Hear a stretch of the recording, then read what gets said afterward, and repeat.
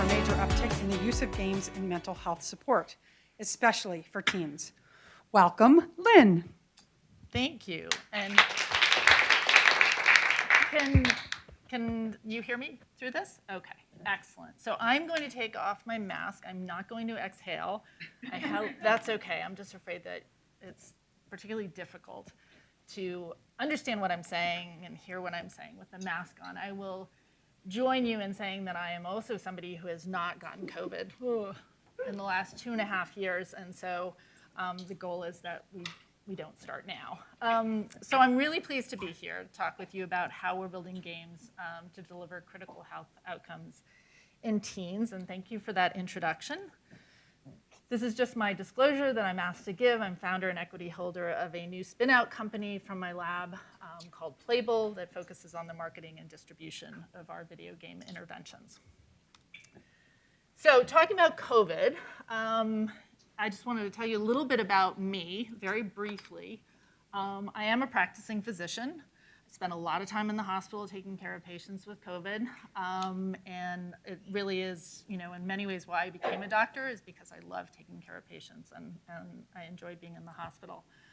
I'm also a mother of 3, a wife to 1 who is also a physician, and a researcher, and these are just some of the members of my Play to Prevent lab. And this is just all to say that, I've been doing this work for about 12 years, and all of these parts of my life have been a major, major influence on the work that I've done that I'm going to talk to you about today. There is really no divide between my personal and my professional life because I've learned so many lessons raising 3 teenagers, working in the hospital, taking care of patients, and so that has really been the driving force behind why I do the work that I do.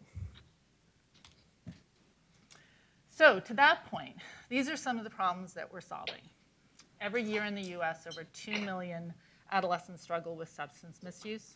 5 million youth have at least one mental health issue, and 10 million adolescents contract a sexually transmitted infection.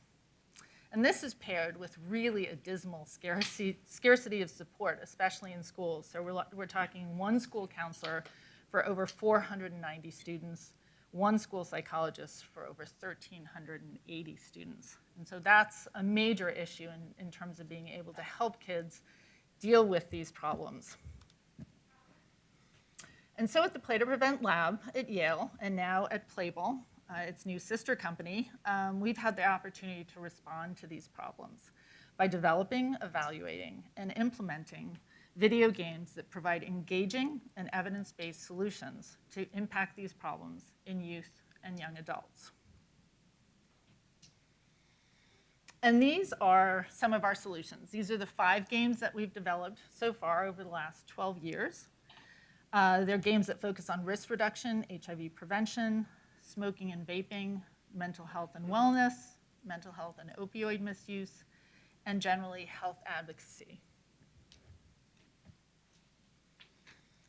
And in developing these games, we've created an established system by which we involve our team partners in every step of the process. And this is really key, and I have to say it was one of the huge lessons learned in the first 6 months of my doing this work back in, whatever it was, 2009, was that their voice, their input, their perspectives, their approval, their permission was absolutely key in us developing something that was going to be of value to them in addressing some of the issues that they face.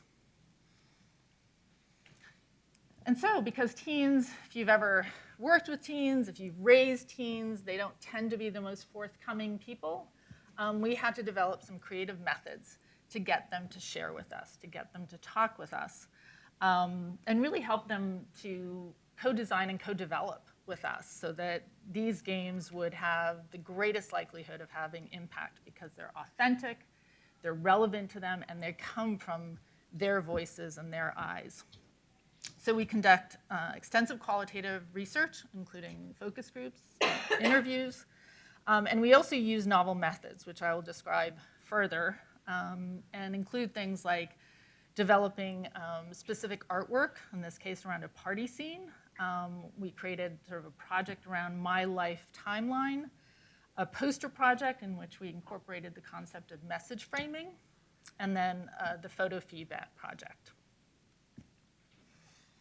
So this is the party scene. And this was actually a graphic that we had created by who is now actually a very famous artist. And the ask of him was create an image of teenagers at a party with maybe sort of a sense of something risky going on, but nothing overtly risky going on. And then what we did is we took this image, which I think is really quite beautiful, and we sat down with a group of 15 teenagers, and we put it in front of them, and all we said is, what do you think is going on here? And the stories that came out of these kids was just remarkable. I mean, they really, all of a sudden, they could talk about their lives, and they could talk about what their daily existence was, and what they experienced, and the problems they faced. And so I'll give you an example. If you see this little girl back here, she's looking at her watch, she's talking to a boy. 85% of the girls in our focus groups said she had just found out she was pregnant, which was just striking. I mean, maybe not surprising for teen girls, that's on their radar, but it really told us something about how important that was to these kids, that it was on their landscape, that we had to be aware. So a huge amount of content came out of this type of strategy that we then built into our first game. This was another method we used, which was the My Life timeline. So our first game, which is called Play Forward Elm City Stories, is focused on sort of your character's life through 7th through 12th grade, and how those decisions, those experiences during that time, during adolescence, impact your life in the moment and then down the road. So we created this very simple, literally gave this piece of paper to 12 to 15 teens. All it said on it was my life, and then it had this line going across the middle, and they had to fill it out. And we asked them to start at 11 and end at 21. And again, what they betrayed about sort of their perspective was just fascinating. So at 13, graduation. At 15, we've got Sweet 15 and a job. At 17, we've got our driver's license, makes sense, college, and go out more often. So those are all priorities. At 18, start a business as a hair salon. At 19, get a belly button ring. Again, priorities. All makes sense.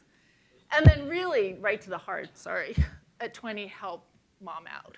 So again, with something very simple, we could collect this and really build out our game with sort of what some of the things are that are going on in kids' heads in terms of what's important to them and what they are looking forward to. This was another method we used, which we called the poster project, and incorporated message framing. So just briefly, message framing is sort of this construct that has now been very well established and studied, is the notion of sort of gain frame message, or positive message framing, or loss framed or negative framing messages. And that depending how you frame the message, you can potentially encourage certain types of behavior. This is a science that's pretty well established in adults in terms of what types of messages adults respond to.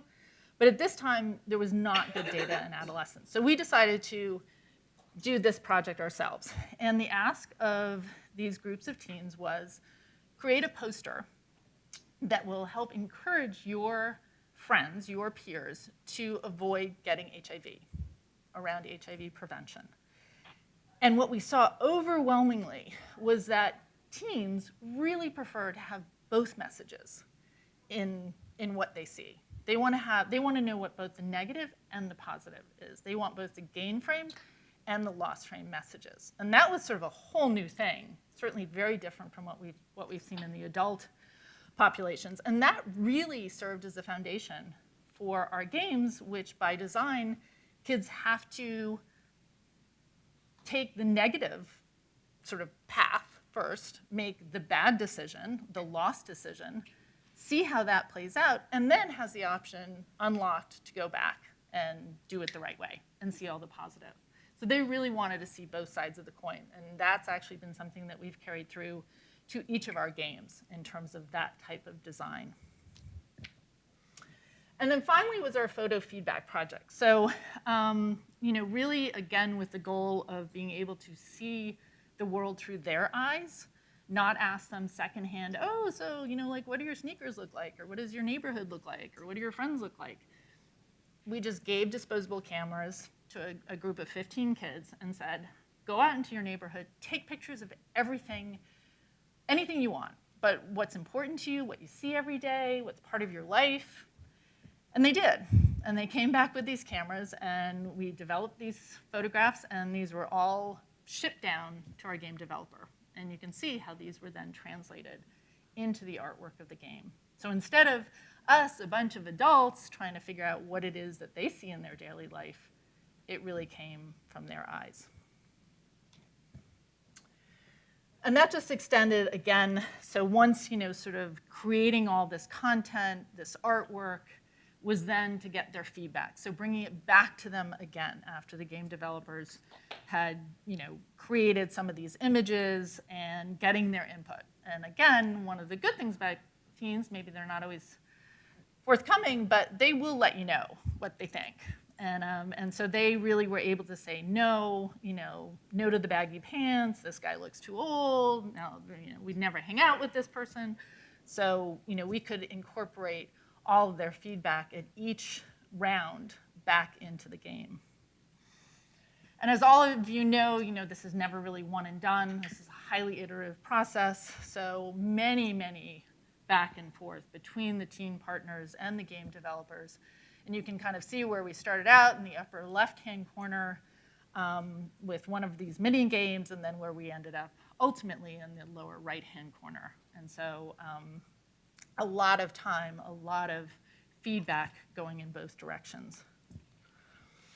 And that landed us with our first game, which again is Play Forward Elm City Stories, named Play Forward because of its focus on future orientation, as I said before, helping kids see that the decisions they make now impact them now and later, so that in the game they really are playing forward. They can really see sort of what their decisions, how it impacts their character down the road. Elm City Stories, New Haven is the Elm City, and the community was so generous in their involvement in helping us to develop this game.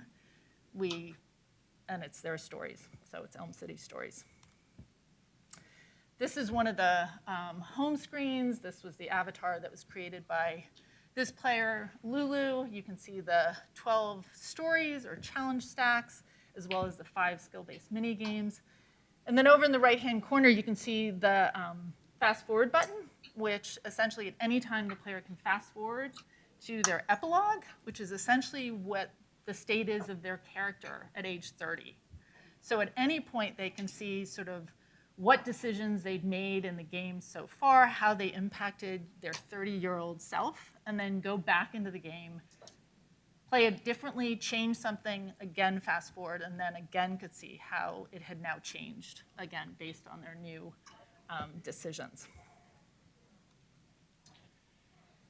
So the other big part of what we do is after development, so for example, Play Forward took about 18 months to develop, we conduct a randomized control trial. We typically conduct a randomized control trial, which is thought to be the gold standard. We have done a large field study to evaluate our games, but really the bottom line is to be able to say that we've done something, that we've accomplished something, that we've impacted our player in a way that is important. So in this case, we enroll 333 teens, ages 11 to 14, boys and girls, and after-school, school and summer programs in the New Haven and Bridgeport areas. And they essentially played the game, were assigned to either play Forward or a set of control games, and played over the course of 6 weeks for about 12 sessions. And then we collected standardized data from them at baseline 6 weeks, 3, 6, 12, and 24 months. We also, all of our games produce an enormous amount of in-game data, and so that was also something that we ultimately looked at, as well as all the data that was produced through the gameplay, through the game software. And this is a tough slide to read, but the take-home message was that in these 3 areas, these were at 12 months, that we saw statistically significant and sustained impact in the areas around knowledge and attitudes. Intentions, there was a trend to that, but literally after 6 weeks of gameplay, on average about 10 hours of gameplay, 12 months later, we could see this sustained impact in the kids who played Play Forward as opposed to those who played the control games. So we've taken these strategies, these development strategies, these evaluation strategies to all of our subsequent games. Play Forward really served as the foundation for these other games. You can see we have Smokescreen, which focuses on vaping and smoking, Playtest, which focuses on health advocacy, which had a heavy emphasis on sort of encouraging or helping kids develop the skills to walk down to their school-based health center and ask for a flu shot, ask for HIV testing, STI testing, and then most recently Play Smart, which focuses on substance misuse, particularly opioid misuse, and mental health. And again, we've published on all of these studies, have done 2 subsequent randomized controlled trials, a large field study of Smokescreen, and again have been able to demonstrate sustained impacts in the areas that we're looking to measure. This table on the left, just talking a little bit about the in-game data, which we could talk endlessly about, but this was our first stab at kind of looking at what the value of the in-game data might be. What we were able to demonstrate, and this was from the 167 kids who played Play Forward in the randomized control trial, is that our in-game data actually correlated quite well with our standardized assessment data, which is kind of considered in research the gold standard.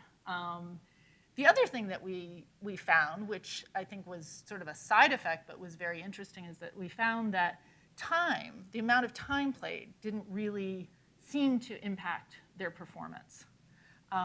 It was the quality of their play. And so, if we say, oh, look, we have these outcomes when the kids play 10 hours, people would be like, well, then they should play 20 hours, because then they're going to have twice as better impact. And at least with this, and again, this is just a preliminary stab at this, but we couldn't show that. Kids who played efficiently and played well actually had more gains on standardized assessments than those who played longer. So again, that was just sort of an interesting finding. I think there's so much more to do to really think about what this type of data can tell us. So I think it has a huge amount of potential. So to bring us back to the current critical health crises, especially in teens that we're facing, and I'm going to talk briefly about substance misuse and mental health. So these are just some statistics, but I think that these graphs kind of show it all, and it's certainly something that has been well publicized in the scientific press as well as the lay press. So in the US, there are an estimated 100,000 teens with opioid use disorder each year. An estimated close to 2 million adolescents and close to 5.5 million young adults reported opioid misuse or opioid use disorder in the prior year. Between 2019 and 2020, I think this is a well-known pandemic effect, death from drug overdose increased by 94%, and from 2020 to 2021 by 20%. And as far as mental health, which has really been sort of the partner epidemic with the opioid epidemic, the COVID pandemic, mental health in 2019, 1 in 3 high school students and half of female high school students reported persistent feelings of sadness or hopelessness, an overall increase of 40% from 10 years prior. And even more frightening is that those seriously considering attempting suicide increased by 36%, leaving suicide as the second leading cause of death among people between the ages of 15 and 24. So those are pretty sobering details, and I speaking for myself, have experienced this both in my clinical practice and in my personal life. These are 2 areas that have always needed a lot of attention, increasingly need a lot of attention, and will going forward. So we were awarded really a fabulous opportunity by the NIH to develop, evaluate, and implement a new game, which is Play Smart, to focus on preventing opioid misuse and promoting mental health in high school teens. And Shell Games, who I don't know if any folks from Shell Games are here, they've been involved with each of our games and really did an amazing job on this one too. You can see the title screen here, and you can see the home screen, and you can get a sense that it's, sort of in the same kind of brand as Play Forward. They all kind of have the same feeling about them. You can see the stories and the mini games, content around substance misuse, as well as mental health. So for example, Grandma's Pills, which is one of the stories, actually has a very vivid portrayal of overdose, of an opioid overdose and an older sister. Risk Sense is one of the mini games, focuses on helping kids really develop a more accurate perception of risk of harm, specifically around drug use. A New Direction is one of the stories that helps the player learn how to establish a relationship with a therapist if they're feeling in need of counseling. And then the mini game Stress Sense allows the player opportunities to practice things like cognitive reappraisal, reframing of negative thoughts, which are all well-established strategies of improving mental health. So this game took 16 months to develop, similar as the process I described before. We are now deep into a randomized controlled trial, have enrolled 100 high schoolers, and we will be enrolling a total of 532 high schoolers over the next year and a half in Connecticut. So I'm really proud of the work that we've done. I feel like we've had and been able to demonstrate impact in building these games. I'm also really proud that recently the Office of the Surgeon General has now designated our games as mental health resource for youth. And we will continue to do this work, increasing our reach, making our games as widely available as possible for teens who need them. So I just want to say thank you. Thank you again. These are the kids, hundreds of them who have participated in all of these projects, are currently participating in our projects. Thank you to our partners, our funders, and I'll just leave you with this, which is one of my favorite quotes, relevant. So thank you.